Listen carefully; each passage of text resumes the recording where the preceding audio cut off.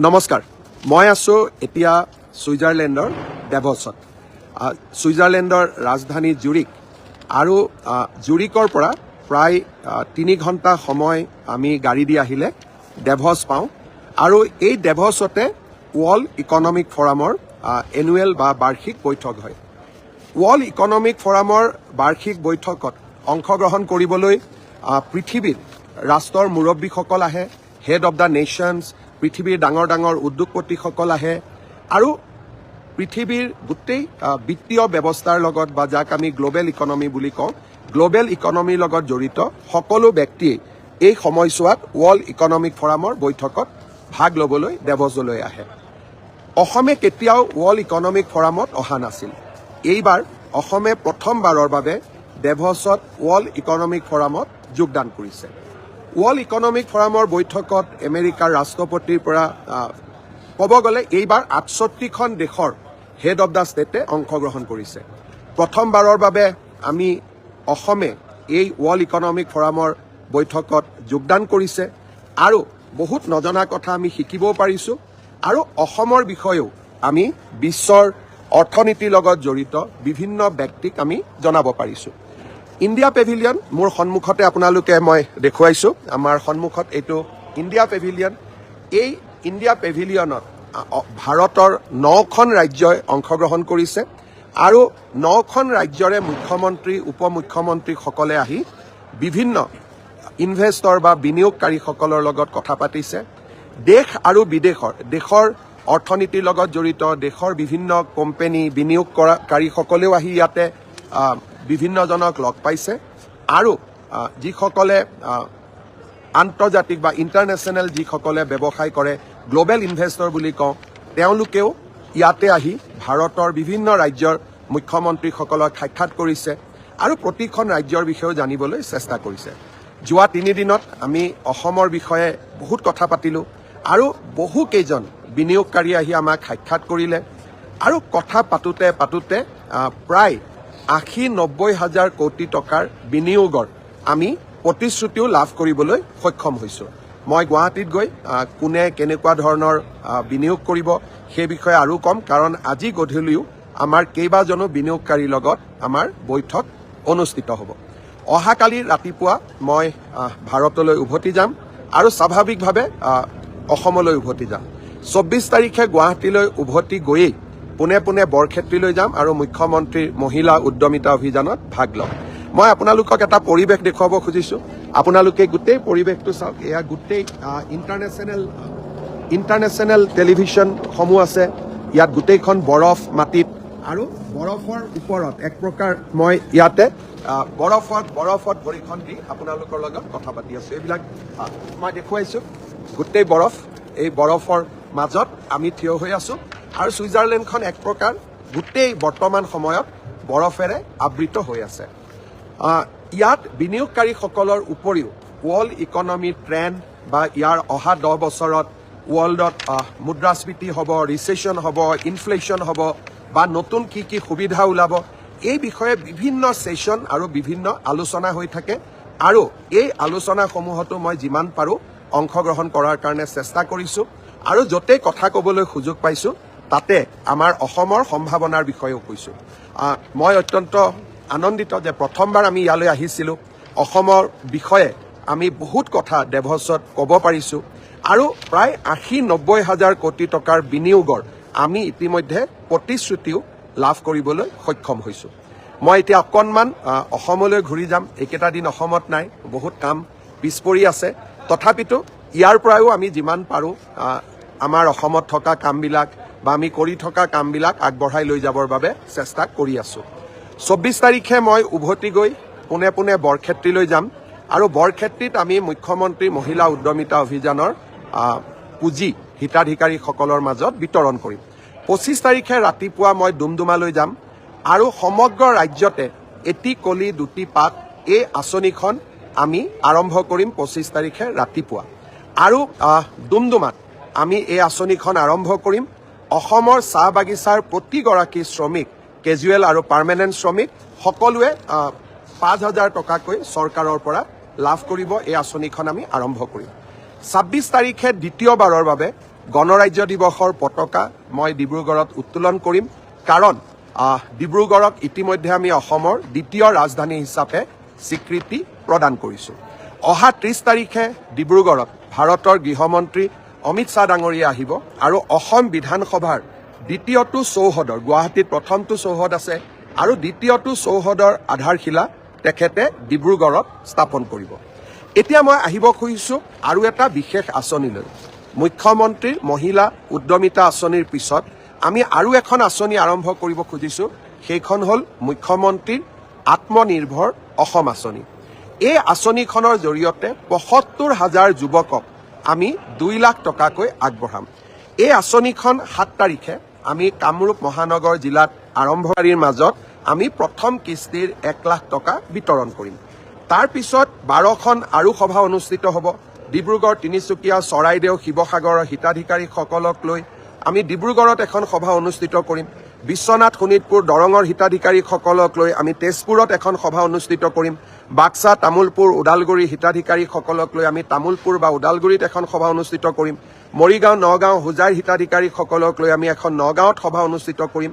এই ধৰণে আমি 12খন সভা অনুষ্ঠিত কৰি এই পুঁজিসমূহ আমি আমাৰ যুৱকসকলৰ মাজত বিতৰণ কৰি দিম। প্ৰায় ৭৫,০০০ যুৱক ইয়াৰ পৰা উপকৃত হ'ব। ইয়াৰ পিছত এই প্ৰথম কিস্তিৰ ধন বা এই ৭৫,০০০ যুৱকক পুঁজি বিতৰণৰ কাম ৭ তাৰিখে আৰম্ভ কৰি আমি ১২ বা ১৩ তাৰিখে ফেব্ৰুৱাৰীৰ ভিতৰত আমি সমাপ্ত কৰিম। ইয়াৰ সমান্তৰালভাৱে যোৱা বছৰ আমি ২৫,০০০ যুৱকক ১ লাখ টকাকৈ মুখ্যমন্ত্ৰীৰ আত্মনিৰ্ভৰ অসম আঁচনিৰ পুঁজি বিতৰণ কৰিছিলোঁ। যিসকলে এই পুঁজি সফলভাৱে ৰূপায়ণ কৰিলে আমি তাৰ এটা এছেছমেণ্ট কৰি আছোঁ আৰু যিসকলে সফলভাৱে ৰূপায়ণ কৰিলে তেওঁলোকক আমি দ্বিতীয় কিস্তিৰ ধন আমি ২০ ফেব্ৰুৱাৰীৰ আগতে মুকলি কৰি দিবলৈ যত্ন কৰিম। তাৰ এতিয়া এটা ছাৰ্ভে চলি আছে। যোৱা ফেচবুক লাইভত মই নিযুক্তিৰ বিষয়ে কৈছিলোঁ যে আমি আৰু এটা পৰ্যায়ত আমি কিছু যুৱক যুৱতীক নিযুক্তি দিব লাগে। ইয়াত মোক বহুতে সোধে কি কি ডিপাৰ্টমেণ্ট ইনভলভ আছে। আমি 11 বা 12 ফেব্ৰুৱাৰী তাৰিখে ৭৫জন PW ডিপাৰ্টমেণ্টৰ জুনিয়ৰ ইঞ্জিনিয়াৰক নিযুক্তি দিম। ১৯৫ জন এডিঅ'ক আমি নিযুক্তি দিম। ফিচাৰী ডিপাৰ্টমেণ্টৰ ৬৫ জনক আমি নিযুক্তি দিম। এনফৰ্চমেণ্ট ইনস্পেক্টৰ আমি ২৫ জনক নিযুক্তি দিম। জুনিয়ৰ ইঞ্জিনিয়াৰ চিভিল আমি ৬৪২ জনক নিযুক্তি দিম। PP additional PP assistant PP আমি ২৪১ জনক নিযুক্তি দিম। চেৰিকালচাৰ ডেমনষ্ট্ৰেটৰ ১২৫ জনক নিযুক্তি দিম আৰু জুনিয়ৰ ইঞ্জিনিয়াৰ ১৬০ জনক নিযুক্তি দিম। এনেকে ২০০০ যুৱক যুৱতীক আমি 11 বা 12 ফেব্ৰুৱাৰী তাৰিখে চৰকাৰত আমি নিযুক্তি দিম। ৪৫০০ LPME আৰু SRD অৰ্থাৎ স্পেচিয়েল ৰিক্ৰুটমেণ্ট ড্ৰাইভ অফ সৰ্বশিক্ষা অভিযানৰ শিক্ষকসকলৰ বাবে ইয়াৰো আমি ফাইনেল ভেৰিফিকেশ্যন কৰি আছোঁ। আমি চেষ্টা কৰি আছোঁ যাতে ফেব্ৰুৱাৰীৰ ভিতৰতে আমি এই নিযুক্তিৰ প্ৰক্ৰিয়াও আমি সমাপ্ত কৰিব পাৰোঁ। 14 ফেব্ৰুৱাৰী তাৰিখে প্ৰধানমন্ত্ৰী নৰেন্দ্ৰ মোদী ডাঙৰীয়া গুৱাহাটীলৈ আকৌ এবাৰ অহাৰ সম্ভাৱনা আছে। 14 ফেব্ৰুৱাৰী তাৰিখে তেখেত গুৱাহাটীলৈ আহিলে গুৱাহাটী উত্তৰ গুৱাহাটীৰ মাজত সংযোগী ব্ৰহ্মপুত্ৰৰ ওপৰৰ বিশাল দলংখন তেখেতে উদ্বোধন কৰিব। ইণ্ডিয়ান ইনষ্টিটিউট অৱ মেনেজমেণ্টৰ যিটো গুৱাহাটীত আমি আৰম্ভ কৰিম তাৰো প্ৰধানমন্ত্ৰী ডাঙৰীয়াই শুভাৰম্ভ কৰিব। 100 ইলেক্ট্ৰিক বাছো তেখেতে অসমক দিব আৰু 14 ফেব্ৰুৱাৰী তাৰিখে আমি আৰু এটা বিশেষ চিন্তা কৰি তেখেতক নিমন্ত্ৰণ কৰিছোঁ। মৰাণত যি আমি এডভান্স লেণ্ডিং ফেচিলিটি বনাইছোঁ অৰ্থাৎ ভাৰতীয় বায়ুসেনাৰ বিমানসমূহ নেশ্যনেল হাইৱেৰ ওপৰতে নামিব পাৰে। আমি প্ৰধানমন্ত্ৰী ডাঙৰীয়াক অনুৰোধ কৰিছোঁ যে এখন বিমানেৰে তেখেতেও ৰাষ্ট্ৰীয় ঘাইপথত অৱতৰণ কৰিব পাৰিব নেকি। এই চিন্তাও আমাৰ মনত আছে। প্ৰধানমন্ত্ৰী ডাঙৰীয়াক আমি নিমন্ত্ৰণ জনাইছোঁ। মই আশা কৰোঁ যে 14 ফেব্ৰুৱাৰী তাৰিখে অসমৰ ৰাইজে প্ৰধানমন্ত্ৰীৰ পৰা আৰু কেইবাটাও এনেধৰণৰ উপহাৰ লাভ কৰিব। ফেব্ৰুৱাৰী মাহত প্ৰধানমন্ত্ৰী ডাঙৰীয়া সম্ভাৱনা আছে দ্বিতীয়বাৰলৈ অসম ভ্ৰমণৰ বাবে অহাৰ। তেখেত যদি দ্বিতীয়বাৰৰ কাৰণে অসম ভ্ৰমণলৈ আহে কোকৰাঝাৰ আৰু গেলেফু ভূটানৰ মাজত নতুন ৰেল লাইন এটাৰ তেখেতে আধাৰশিলা স্থাপন কৰিব। বহুত ডাঙৰ প্ৰজেক্ট হ'ব। ভূটানৰ লগত আমি ৰেলেৰে সংযোজিত হ'ম আৰু ৰেলৱে কোচ মেনুফেকচাৰিং ফেক্টৰী এটাও তেখেতে কোকৰাঝাৰত আধাৰশিলা কৰিব। ঠিক তেনেধৰণে গুৱাহাটীৰ পৰা শিলচৰলৈ ২২,০০০ কোটি টকা ব্যয়েৰে আমি যি এটা এক্সপ্ৰেছ হাইৱে বনাব খুজিছোঁ তাৰো আধাৰশিলা স্থাপন কৰিবৰ বাবে মই প্ৰধানমন্ত্ৰী ডাঙৰীয়াক ফেব্ৰুৱাৰী মাহতে আকৌ এবাৰ নিমন্ত্ৰণ কৰিছোঁ। গতিকে ফেব্ৰুৱাৰী মাহৰ মই কেইবাটাও এজেণ্ডা আপোনালোকক ক'লোঁ। মুখ্যমন্ত্ৰীৰ আত্মনিৰ্ভৰ অসম অভিযান, নিযুক্তি পত্ৰ বিতৰণ, স্বাভাৱিকভাৱে প্ৰধানমন্ত্ৰী ডাঙৰীয়াৰ অসম ভ্ৰমণ। ফেব্ৰুৱাৰী মাহটোতো আমি অসমে উন্নয়ন আৰু বিকাশৰ কৰ্মযজ্ঞৰ লগত জড়িত হৈ থাকিম। আৰু এটা মই বিশেষ কথা আপোনালোকক ক'ব খুজিছোঁ। আমি সকলোৱে জানো যে ছবিলাল উপাধ্যায় এজন অসমৰ অগ্ৰণী স্বাধীনতা সংগ্ৰামী আছিল। তেখেতৰ এটা প্ৰতিমূৰ্তি গুৱাহাটী মহানগৰীত স্থাপন কৰিম বুলি বিহালীৰ উপ নিৰ্বাচনৰ সময়ত মই ৰাইজক প্ৰতিশ্ৰুতি দিছিলোঁ। অহা 31 জানুৱাৰী তাৰিখে গুৱাহাটীত বিধানসভাৰ নিচেই কাষতে স্বাধীনতা সংগ্ৰামী ছবিলাল উপাধ্যায়ৰ আমি এটা প্ৰতিমূৰ্তি স্থাপন কৰিম। কেইবাটাও বহুবিলাক ডেভেলপমেণ্ট বিকাশৰ কাম আছে। মই যদিও ডেভছত আছোঁ, আমাৰ যাতে কোনো কাম পিছ পৰি নাযায় তাৰ বাবে ইয়াৰ পৰাই মই মন্ত্ৰীসকলৰ লগতো কথা পাতি আছোঁ আৰু সমগ্ৰ বিকাশ যাতে ক'তো ৰখি নাযায় তাৰ বাবে আমি প্ৰচেষ্টা কৰি আছোঁ। যোৱাকালি বিশেষকৈ পৰহি দিনা কোকৰাঝাৰৰ ঘটনাক লৈ মই যথেষ্ট চিন্তিত আছিলোঁ। সেনাবাহিনীৰ আমি সহায় ল'লোঁ, CRPFৰ সহায় ল'লোঁ আৰু যোৱাকালি আমাৰ কোকৰাঝাৰত অনুষ্ঠিত সৰ্বদলীয় আৰু সকলো সংগঠনৰ যিখন বৈঠক অনুষ্ঠিত হৈ গ'ল, সকলোৰে প্ৰয়াস আৰু প্ৰচেষ্টাত এতিয়া কোকৰাঝাৰলৈও শান্তি উভতি আহিছে। আকৌ এবাৰ মই সমগ্ৰ কোকৰাঝাৰবাসী বা বড়োলেণ্ডবাসী ৰাইজক শান্তি শৃংখলা বজাই ৰাখিবলৈ বিনম্ৰভাৱে অনুৰোধ কৰিম। এটা কথা মই নকলে নহ'ব, ডেভোছতো অসমৰ বাগৰুম্বাৰ আলোচনা। যাকেই য'ত লগ পাইছোঁ মোক সকলোৱে বাগৰুম্বাৰ বিষয়ে জানিব খুজিছে, সকলোৱে বাগৰুম্বাৰ আলোচনা কৰিছে আৰু সকলোৱে এটা কথা মুখে মুখে যে চীনত যি অলিম্পিকৰ উদ্বোধনী হৈছিল সেই আছিল অলিম্পিক উদ্বোধনীৰ আটাইতকৈ সুন্দৰ আৰু বিনন্দীয়া অনুষ্ঠান। সকলোৱে এতিয়া কৈ আছে যে বাগৰুম্বা অনুষ্ঠানে চীনৰ অলিম্পিক উদ্বোধনী অনুষ্ঠানকো পিছ পেলালে।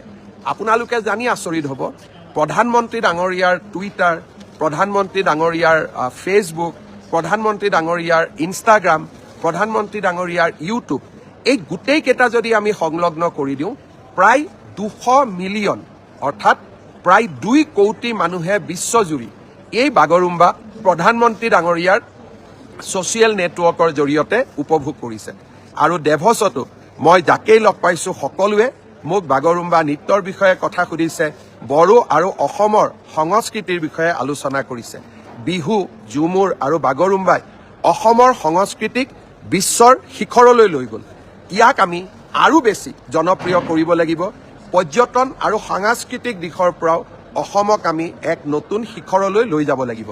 পুনৰ এবাৰ ডেভছৰ পৰা আপোনালোকক আকৌ এবাৰ মই নমস্কাৰ কৰিছোঁ। আকৌ এবাৰ মই বৰফ দেখুৱাইছোঁ। ইমান বৰফ ইয়াতে, সাধাৰণতে ইমান ঠাণ্ডা কাপোৰ মই কেতিয়াও নিপিন্ধো, কিন্তু গোটেই বৰফৰ মাজত অহাকালি উভতি যাম। জননী জন্মভূমি স্বৰ্গাদপি গৰিয়সী। সকলোকে প্ৰণাম জনাই মোৰ অনুষ্ঠান ইমানতে সামৰিছোঁ। ধন্যবাদ। জয় হিন্দ, বন্দে মাতৰম, জয় আই অসম।